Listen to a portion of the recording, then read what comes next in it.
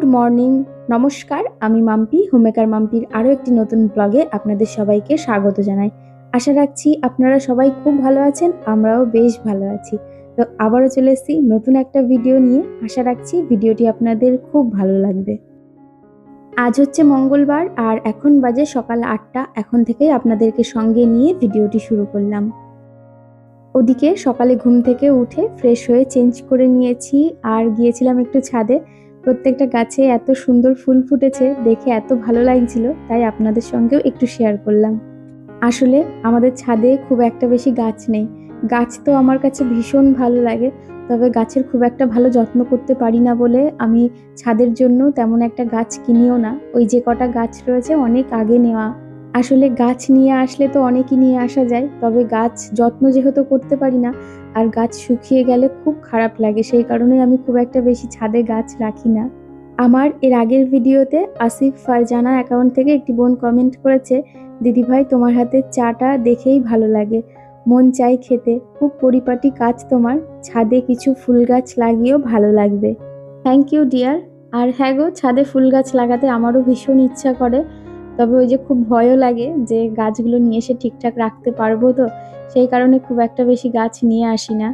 আসলে আমার কেন জানি না মনে হয় আউটডোর যে প্লান্টগুলো রয়েছে সেগুলোকে খুব বেশি যত্ন করতে হয় আর তাদের পেছনে অনেকটা সময়ও দিতে হয়, তো সেই ভয়েই বলতে পারো আমি গাছ নিয়ে আসি না।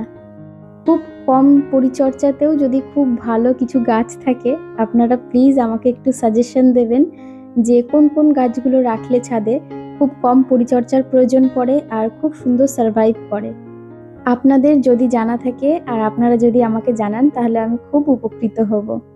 তাহলে সেই ধরনের কিছু গাছ এনে ছাদে রেখে দেব। ছাদে এক্সট্রা অনেক টব কিনে রেখেছি, তবে কি গাছ লাগাবো সেটাই বুঝে পাচ্ছি না। যাই হোক, ওদিকে কথা বলতে বলতে চা খেয়ে তারপরে বাবু শুয়েছিল, ওকে ডেকে দিলাম, ও ফ্রেশ হতে গেল আর এই যে এই ঘরের বিছানাটাকে গুছিয়ে নিলাম। এতদিন যে মোটা ব্ল্যাঙ্কেটটা ব্যবহার করতাম সেটা রোদে দিয়ে পাশের ঘরে রেখে দিয়েছি, এখনো আলমারিতে ঢোকাইনি, কারণ আলমারিতে একবারে সব শীতের পোশাকগুলো ঢুকিয়ে দেব। আর এখন আপাতত এই পাতলা যে ব্ল্যাঙ্কেটটা রয়েছে এটা দিয়েই খুব ভালোভাবে ঠান্ডাটা কাটছে। এখন তো শীতটা অনেকটাই কমে গেছে বলতে কি, মাঝে মাঝে আমাদের বাড়িতে রীতিমতো ফ্যানও চালানো হয়। আর এই ঠান্ডা গরমে মাঝে দুটো দিন তো আমার বেশ শরীরটাও খারাপ করেছিল।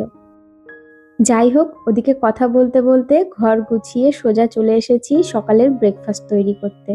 আজকে ব্রেকফাস্টে করব হচ্ছে চিড়ের পোলাও। চিড়ের পোলাওটা আমরা বাড়ির সবাই খেতে খুব ভালোবাসি। সব রকম সবজি দিয়ে বাদাম দিয়ে চিড়ের পোলাও করলে খেতে এত ভালো হয়, দারুণ লাগে। আমার গত ভিডিওতে মৃণাল মণ্ডল অ্যাকাউন্ট থেকে একটি বোন কমেন্ট করেছে, এতদিন আমার এইচএস এক্সাম ছিল তাই তোমার ভিডিওতে কমেন্ট করতে পারিনি, কিন্তু পড়াশোনার যতটুকু সময় পেতাম তোমার চ্যানেলে এসে চেক করতাম তুমি কি ভিডিও পোস্ট করেছো, আর যে ভিডিওগুলো পোস্ট করতে দেখতাম আর লাইকও করতাম, কিন্তু ভেবেছিলাম পরীক্ষা হয়ে একেবারে কমেন্ট করব। খুব ভালো লাগে তোমার ভিডিও, আমাকে যদি মনে থাকে তাহলে আমার নামটা বলো দিদিভাই। Thank you dear. তুমি আমার ভিডিও দেখো, আমি জানি তুমি এর আগেও অনেকবার আমাকে কমেন্ট করেছো। আমার অনেক ভালোবাসা তোমার প্রতি। আর তোমার জীবনের অনেক বড় একটা পরীক্ষা গেল, তুমি সেই টাইমে আমার ভিডিও পরে দেখলেও কোনো সমস্যা ছিল না। যাই হোক, তোমার পরীক্ষার রেজাল্টের অনেক শুভকামনা রইল, খুব বড় হও, প্রতিষ্ঠিত হও, ভালো থেকো। আর আমার গত ভিডিওতে শাইনিং হীরা অ্যাকাউন্ট থেকে বোন কমেন্ট করেছে, খুব সুন্দর ভিডিও, উপভোগ করলাম দিদি, থ্যাংক ইউ ডিয়ার। আর আমার গত ভিডিওতে বৃষ্টি বোন কমেন্ট করেছে, অনেক ভালো লাগলো দিদি, থ্যাংক ইউ ডিয়ার। যাই হোক, এদিকে তোমাদের সঙ্গে কথা বলতে বলতে আমার চিড়ের পোলাও হয়ে গেছে। নামানোর আগ দিয়ে একটু ঘি আর একটু মিষ্টি দিয়েছিলাম, খুব ভালো খেতে হয়েছিল। এই শীতের সময় যেহেতু সব রকমের সবজি পাওয়া যায়, গাজর, বিনস, আলু সবকিছু দিয়ে, বাদাম দিয়ে চিড়ের পোলাওটা করেছিলাম, খুব ভালো খেতে হয়েছিল। এদিকে সকালে খাওয়ার জন্য তিনজনার 3টে ডিম সেদ্ধ বসিয়ে দিয়েছি। আগারোর যে এগ বয়লার অ্যান্ড পোচার রয়েছে এর মধ্যেই বসিয়েছি।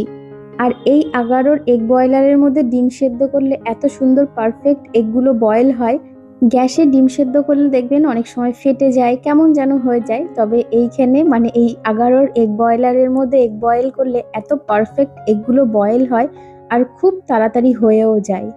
আগারোর এগ বয়লার অ্যান্ড পোচার আপনারা যদি পারচেস করতে চান, আমার ডিসক্রিপশনে লিংক দেওয়া থাকবে, চাইলে ওখান থেকে বাই করতে পারেন। ওদিকে বাবুকে আর বিজয়কেও খাবার দিয়ে দিয়েছি, নিজেরটাও বেড়ে নিয়েছি। তো চলুন খাওয়া দাওয়াটা সেরে নিই, তারপরে বাকি কাজগুলো করা যাবে। ওদিকে খাওয়া দাওয়া সেরে বিজয়ের কাজে বেরিয়ে গেছে, বাবু পাশের ঘরে পড়তে বসেছে, আর আমি এই যে সংসারের কাজে হাত দিয়ে দিয়েছি। আজকে ফ্রিজটাকে একটু কলিং দিয়ে ভালো করে পরিষ্কার করে নেব। আসলে ফ্রিজের ওপরে যে কভারটা ছিল সেই কভারটাকে কেচে দিয়েছিলাম, তো সেটাকেই আবার পাতবো, তাই ভাবলাম একবার কলিং দিয়ে খুব ভালো করে ফ্রিজটা মুছে নিই, তারপরেই কভারটা পেতে নেব। আসলে যেহেতু ফ্রিজটা আমাদের খুব ঘন ঘন পরিষ্কার করা হয় ভেতর এবং বাইরে, যে কারণে খুব একটা নোংরা হয় না বললেই চলে। আমি ফ্রিজের মধ্যে খুব বেশি জিনিস রাখি না, খুব প্রয়োজনীয় যেগুলো সেগুলোই রাখি। আর তার পাশাপাশি যেহেতু প্রায়ই পরিষ্কার করে থাকি, যে কারণে আমার ফ্রিজ সব সময় নিট ক্লিন থাকে। আর ফ্রিজটাকে সবসময় নিট ক্লিন রাখি বলেই এত বছর হয়ে যাওয়া সত্ত্বেও আমার এই ফ্রিজটা এখনও নতুনের মতনই লাগে। আমরা যখন কৃষ্ণনগরে বাড়ি করি তখন এই ফ্রিজটা নতুন কেনা হয়েছিল এলজির শোরুম থেকে। আজ এই ফ্রিজটার বয়স প্রায় 16 বছর হতে গেল, এখনো পর্যন্ত একই রকম রয়ে গেছে। যাই হোক, ওদিকে ফ্রিজটাকে খুব ভালো করে মুছে ওপরে একটা কাঁচা কভার পরিয়ে দিয়েছি, তারপরে এই যে একটা ট্রে রেখে দিয়েছি, তার উপরে ফলের বাস্কেটটা আর একটা খেজুরের প্যাকেট রেখে দিয়েছি। আসলে আমাদের যে ফলের বাস্কেটটা রয়েছে, টেবিলটা যখন খালি থাকে তখন টেবিলের ওপর সাজিয়ে রাখি, আর যখন টেবিলের ওপর খাওয়ার থাকে তো সেই টাইমটাতে আমি ফ্রিজের ওপরেই রেখে দিই। যাই হোক, ওদিকে হাতের কাজ সমস্ত সেরে চলে এসেছি দুপুরের রান্নার জন্য। আজকে দুপুরে রান্না করব হচ্ছে সয়াবিন। অনেক দিন সয়াবিন করা হয় না, এর আগেই বিজয় একটা বড় প্যাকেট এনে রেখেছে, তাই খুব ইচ্ছা হলো আজকে একটু সয়াবিনটা বানাবো। সয়াবিন আমার খেতে খুব ভালো লাগে। আর তার পাশাপাশি সত্যি কথা বলতে ফ্রিজে খুব একটা বেশি সবজি নেইও, সেই কারণেই ভাবলাম আজকে সয়াবিনটা করি। আগামীকালকে বিজয় বাজারে যাবে, তখন বাজার থেকে যা নিয়ে আসবে রান্না করা হবে। বাড়িতে যখন কোনো রকম সবজিপাতি থাকে না, তখন দেখবেন ডিম আর সয়াবিন এগুলো থাকলে পরে চট করে রান্নাটা করা হয়ে যায়। ওদিকে ভাতটাও চাপিয়ে দিয়েছি, তার পাশাপাশি সয়াবিনটা অনেকক্ষণ আগেই ভিজিয়ে রেখেছিলাম, তো ভালো করে চিপে তারপরে এই যে একটু ভেজে নিয়েছি। সয়াবিন ভেজে রান্না করলে টেস্টটা অনেক ভালো হয়। আমার এর আগের ভিডিওতে অর্পিতা অ্যাকাউন্ট থেকে বোন কমেন্ট করেছে, দি তুমি এতদিন ভিডিও দাওনি কেন, তোমার ভিডিও খুব ভালো লাগে। আমি তো এই কটা দিন একদিন বাদে বাদে যেরকম ভিডিও দিই সেরকম দিয়েই যাচ্ছি।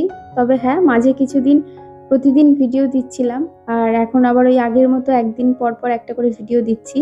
প্রতিদিন ভিডিও দেওয়াটা খুব চাপের হয়ে যাচ্ছিল, সেই জন্য এখন আবার একদিন পর পর দেওয়া শুরু করেছি। যাই হোক, আবার যদি প্রতিদিন ভিডিও দিতে পারি তাহলে অবশ্যই তোমাদের সঙ্গে শেয়ার করব। আর আমার এর আগের ভিডিওতে সুপ্রিয়া ব্লগ থেকে বোন কমেন্ট করেছে, ও দিদি চলে আসলাম গো তোমাকে দেখতে, তোমার হাসি মুখ দেখতে। থ্যাংক ইউ ডিয়ার, এইভাবেই ভালোবাসা দিয়ে যেও। আর আমার গত ভিডিওতে জয়তী গুপ্তা দিদিভাই কমেন্ট করেছে, মাম্পি খুব ভালো লাগলো, থ্যাংক ইউ দিদিভাই। আর আমার এর আগের ভিডিওতে তৃষ্ণা সাহা কমেন্ট করেছে, তুমি কোনো কমেন্টে রিপ্লাই দাও না।